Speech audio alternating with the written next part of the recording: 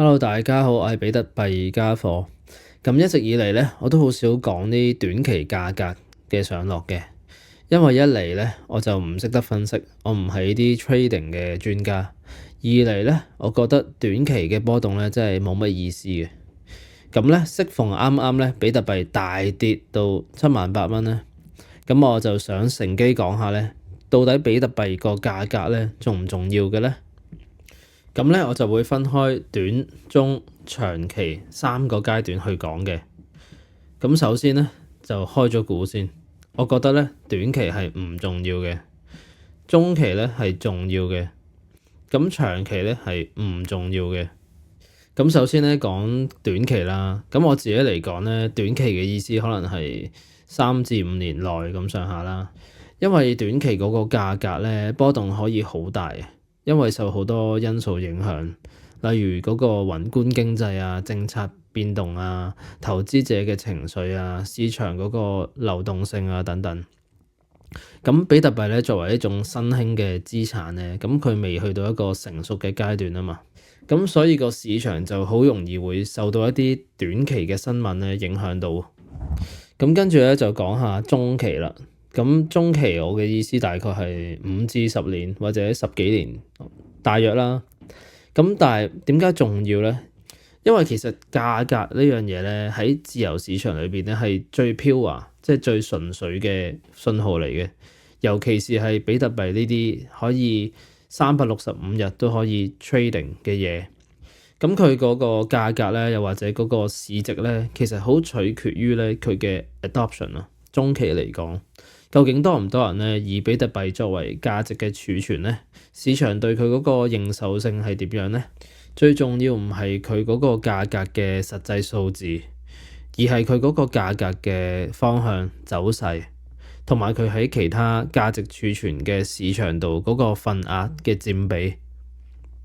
咁最後咧講長期啦，長期我嘅意思咧可能係10年以上咯，10幾年或者20年，冇人知道。咁點解唔重要咧？因為比特幣嗰個 end game 咧係取代法定貨幣，成為全球通用嘅無國界嘅貨幣。咁一旦咧比特幣實現咗呢個大規模嘅採用咧，咁即係話大部分嘅人咧都唔會再以而家嘅儲存價值嘅方式咧去儲存價值啊，例如擺喺房地產啊、擺喺股票度啊、擺喺名錶啊、名畫度咁樣。呢度咧留意翻咧，我唔係話呢啲嘢咧冇價值啊，而係咧我係話呢啲嘢咧唔係儲存價值最好嘅工具，而且我覺得人係唔應該用呢啲嘢嚟儲存價值啊。呢啲嘢嘅價值其實除咗人嘅主觀因素之外咧，最緊要係佢嘅 utility。咁所以喺個 end game 嗰度咧，呢啲嘢係唔會再有而家咁多嘅 monetary premium 喺度，而嗰啲嘢嘅價格會去翻佢嘅本質嗰度，有少少去翻返璞歸真咁嘅意思咯，或者資源唔會咁錯配咯。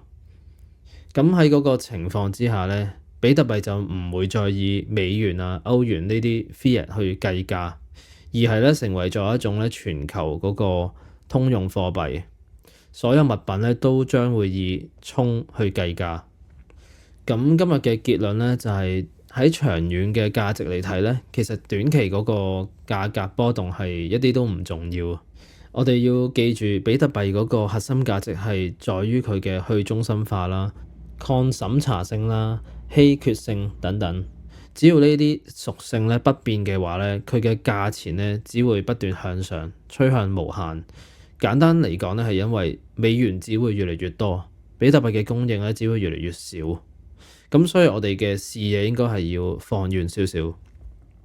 我成日咧都同我身邊嘅朋友講咧，而家開始儲比特幣，開始研究比特幣，其實都仲快過99% 嘅人。不過咧就冇人理我啫嘛，因為我可以解釋俾你聽，但係我唔可以幫你消化件事。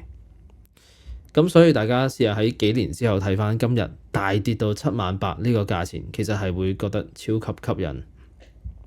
所以我哋而家要做嘅嘢應該係量力而為咁樣入貨，而唔係喺度旁觀或者恐慌性拋售。OK，咁今日分享係咁多，希望大家可以幫手 subscribe 個 channel，歡迎留言，理性討論，下次見，拜拜。